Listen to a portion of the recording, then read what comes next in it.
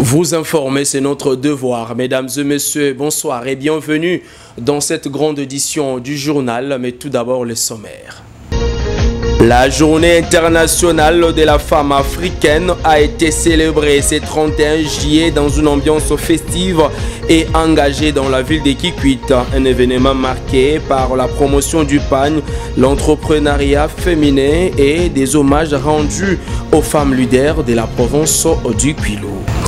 L'honorable Jean-Camille Sendou-Kutuka étend son projet agroforestier au village Katenda Kitadi avec plus de 1000 hectares à reboiser. Le directeur provincial de l'agence congolaise des grands travaux ACGT Grand Bandundu, l'ingénieur Daniel Ndombelu Sakumunu, a échangé avec le gouverneur Philippe Akamituna au centre de discussion Le Grand Chantier du Kwilu. Mesdames et messieurs, voilà tout pour les titres. À présent, le détail.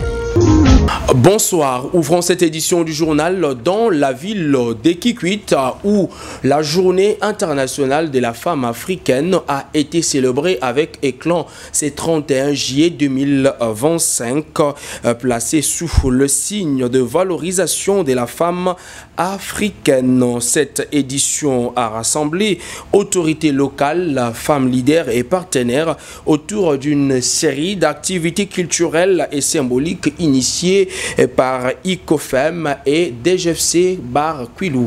Détail, je le propose dans ce reportage de votre rédaction. La ville de Kikwit a vibré au rythme de la femme africaine ce 31 juillet. La salle La Touraine Saint-Martin a accueilli une célébration haute en couleur à l'occasion de la journée internationale de la femme africaine. Madame Lula Charlotte, maire adjointe de la ville, a donné le ton en ouvrant officiellement la cérémonie. Dans son message, elle a rappelé la valeur symbolique du pagne, véritable patrimoine culturel et identitaire. Organisé par l'Union congolaise des femmes des médias et la dynamique de la jeunesse féminine congolaise Bar Kwilu. L'événement a mis la femme à l'honneur à travers des activités fortes, notamment un concours du port des pagnes, de remise des diplômes des mérites, des entrepreneurs engagés et des témoignages vibrants. Madame Chantal Kindundu, présidente de l'ICOFEM Kwilu, a quant à elle souligné la puissance de la femme africaine, actrice incontournable du développement durable sur tout le front. La journée internationale de la femme africaine a été instituée le 31 juillet 1962 à l'initiative des femmes leaders africaines réunies dans la lutte pour l'émancipation et la valorisation de la femme africaine. Elle nous rappelle que derrière chaque famille, village, ville, province, pays ou projet de développement, il y a une femme debout, souvent en première ligne, dans l'ombre, mais toujours déterminée à apporter sa contribution pour l'amélioration des conditions de vie de ses concitoyens. La femme africaine est porteuse de vie, de culture, d'identité et de progrès. Elle est agricultrice, commerçante, artiste, entrepreneur, éducatrice, scientifique, militante. Elle est à la fois la gardienne des traditions et actrice du changement. Je le disais également à l'entrée de cette édition du journal, le directeur provincial de l'agence congolaise des grands travaux du Grand Bandundu, la CGT Grand Bandundu en sigle, l'ingénieur Daniel Ndombelu Sakumunu, a été reçu en audience ce jeudi 31 juillet 2025 par le gouverneur de la province du Kwilu, son excellence Philippe Akamituna, dans sa résidence officielle de la ville de Kikwit. L'essentiel de leurs échanges à découvrir dans ce reportage réalisé par Christiana Katala. Le directeur provincial de l'agence congolaise des grands travaux du Grand Bandundu, l'ingénieur Daniel Ndombelu Sakumunu, a officiellement été reçu par le gouverneur de la province du Kwilu, Philippe Akamituna Ndolo, ce jeudi 31 juillet 2025, dans sa résidence officielle de la ville de Kikwit. Le DP de la CGT Grand Bandundu est allé présenter non seulement les civilités à l'exécutif provincial, mais aussi le rétablissement public ainsi que tout le projet qu'il supervise dans le Kwilu, entre autres la réhabilitation et modernisation de l'hôpital général de référence de Kikwit 1, la construction et rénovation de la route nationale numéro 20 qui mène vers le territoire d'Idiofa, ainsi que la construction du stade de ces mêmes territoires. Conduit auprès du gouverneur de province par le ministre provincial des ITP, le représentant de la CGT au Grand Bandundu s'est fait accompagner du responsable de la Sino Hydro 6 chargé de l'exécution de travaux de l'hôpital général de référence de Kikwit 1. Le DP a profité de l'occasion pour parler à son hôte des études déjà réalisées par l'Agence congolaise des grands travaux sur la route nationale numéro 19 qui mène vers la cité de Boulungu et celle réalisée sur la route qui va de Gungu à Kakobola.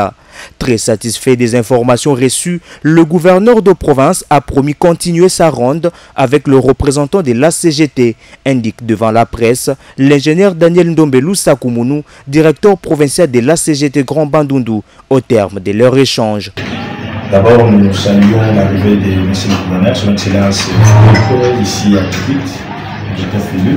Ce n'est pas la première fois, nous étions déjà à son arrivée. Et là, c'était un peu particulier, il fallait introduire les partenaires qui travaillent avec nous aussi sur le site de l'hôpital de la France de Kikwit.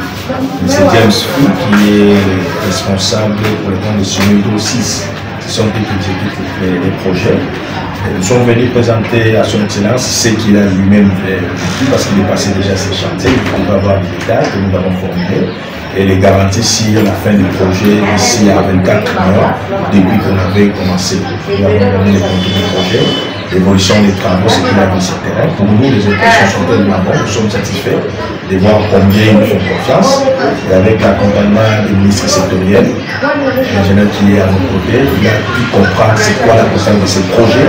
Et le chef de l'État avait promis aux gens les Kwilu, les Kikwit en particulier, lors de ce campagne, il a vu la dextérité avec laquelle les cadres de la CGT, notamment le directeur général Nicolas Zauzao, le DGA Jean-Claude Delouette, qui se sont mis vraiment à part les propres.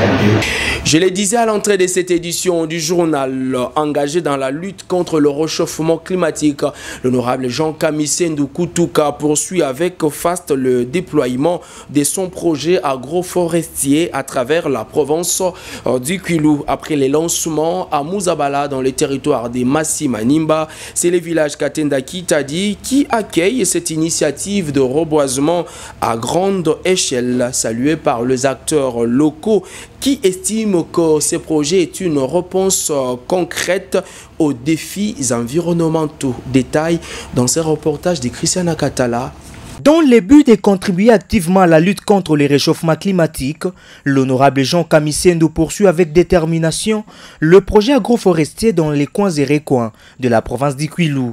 Après le lancement officiel à la ferme qui porte son nom, située à Muzabala sur la route nationale numéro 1, pour les comptes de Vénice Agricole, l'initiateur du projet a mandaté M. Gloire Munungi Mutala dans le village Katende Kitadi, situé à 120 km de Kikwit, à la frontière entre les territoires de Massi Manimba et Gungu. Sur place, l'ingénieur Gloire Munungi a réuni le partie prenante, dont le chef de village, enseignants, groupements, services étatiques et société civile afin d'expliquer le projet de ces programmes ambitieux qui prévoient la plantation de plus de 1000 hectares d'acacias et d'arbres fruitiers. À l'issue de cette réunion, les bénéficiaires ont reçu le matériel nécessaire pour lancer les activités sur terrain. Un geste salué par tous, preuve que l'honorable Jean Kamisendu n'est pas seulement un homme politique, mais aussi un acteur engagé du développement durable dans la province du Kwilu. Dans un contexte mondial de crise climatique, cette initiative est perçue comme une réponse concrète et responsable, applaudie par toutes les parties prenantes. Merci mingi na honorable Jean Kamisendu. Via metina betu bankeni. Ya betu fekuna samu mtoto ina. Yo katoka nyanga nyonso kufa, yo kota mfinda. Samu mfinda ino da pesa betu ba madia, da pesa betu ba bimenina mingi da bashika mona ba bokukele. Bambisi mpia mfina ina ketinaga yoda kukota ubuma na pana bana da monaga yo erboe kwena na banseke boye mona ya imbishi kapanda. Donc justement aiwana disolome na meso amemona yoda pesa kiese mingi yoke songa ntete kiese ya mingi kala tata mosi ke sosa kusalisa bisalo ya mutindo yoke lomba betu tulandi maboko sans betu memona yo officiellement awa moke na bima ya usadi la kisala kuna nseke mekota yoke zokwe mana me age sosa kufotola mfindi yoke kiese mingi ya zole sana kutula dia kame tula ntima na bana nzonkanda samunde éducation na côté la betu yo baka dia ka valeur kala betu vana 30 élèves vie boke na tata ya luzolo ya mbote me babo en charge botakuma 50 botakuma 100. Par cette action, l'honorable Jean Kamisendou inscrit une fois de plus son nom sur la liste des leaders visionnaires qui misent sur l'agriculture durable et la réforestation pour protéger l'environnement et bâtir un avenir meilleur pour les générations futures. Quittons l'espace Grand Bandundu, direction la ville-province de Kinshasa, la capitale de la République démocratique du Congo, où le 24 bourgmestre des communes tirent la sonnette d'alarme privée des moyens de fonctionnement depuis leur nomination. Ils appellent le chef de l'État, Félix Antoine Tshisekedi Tshilombo, à débloquer en urgence les ressources nécessaires pour faire face aux défis, notamment l'insalubrité qui gangrène la capitale congolaise. Suivez détails dans cette déclaration. S'agissant des orientations données par le président de la République lors de la 53e réunion du Conseil des ministres relative à l'assainissement de la ville-province de Kinshasa, le bourgmestre et bourgmestre adjoint ont favorablement accueilli cette initiative combien louable, à même de redorer le blason terni de Kinshasa. Cependant, les bourgmestres et bourgmestres adjoints tiennent à préciser que l'assainissement exige d'énormes moyens tant financiers que logistiques dont les entités territoriales décentralisées ne disposent pas. Les appuis financiers qui devraient émaner tant du pouvoir central que du pouvoir provincial n'arrivent presque pas, mettant ainsi en difficulté les animateurs de 10 entités.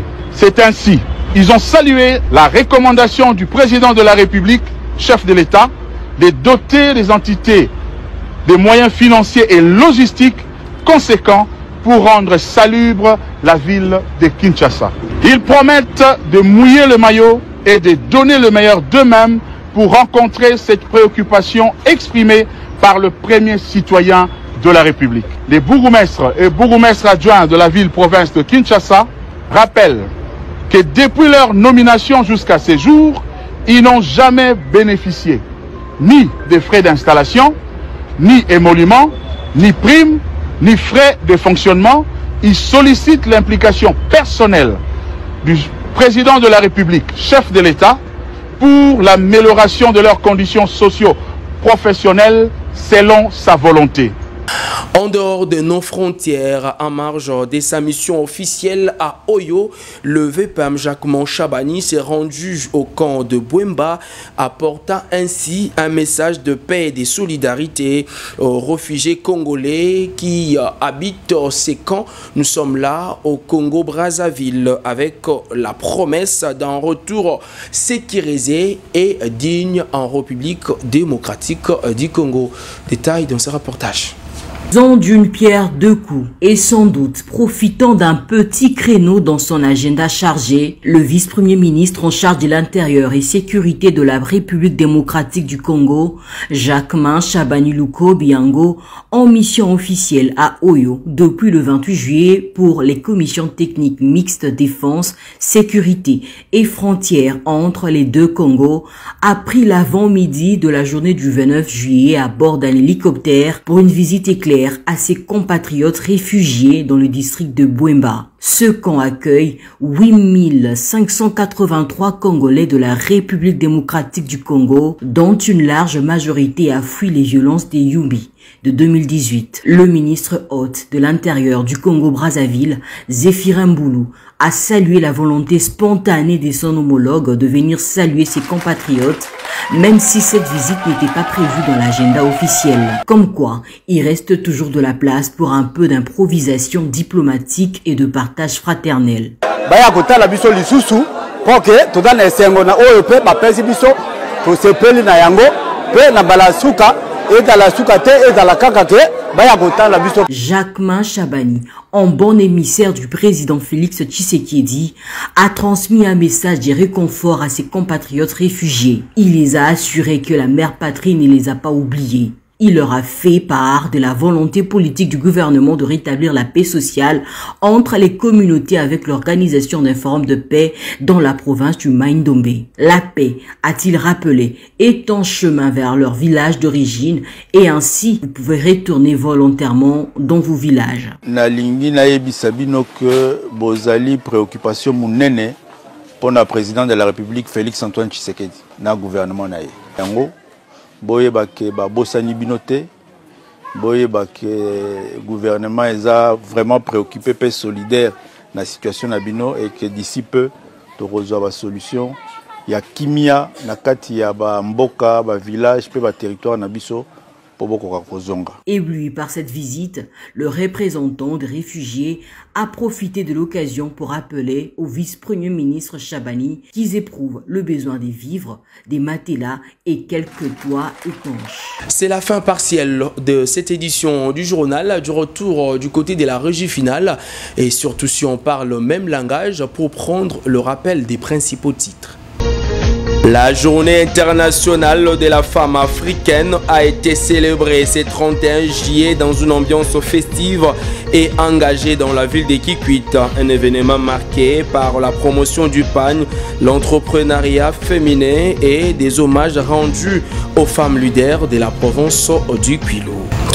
L'honorable Jean-Camille Sendoukoutouka étend son projet agroforestier au village Katenda Kitadi avec plus de 1000 hectares à reboiser. Le directeur provincial de l'agence congolaise des grands travaux ACGT Grand Bandundu, l'ingénieur Daniel Ndombelou Sakoumounou, a échangé avec le gouverneur Philippe Akamituna au centre de discussion Le Grand Chantier du Kwilu. Ainsi s'achève complètement cette édition du journal présentée par votre humble serviteur Bob Louboma avec le concours rédactionnel de Christiana Katala réalisé par Brice Abouka, la prise de son de Iverson Kabaya, la coordination de Gloire Mounungi Moutala. Mesdames et messieurs, merci de l'avoir suivi. Au revoir.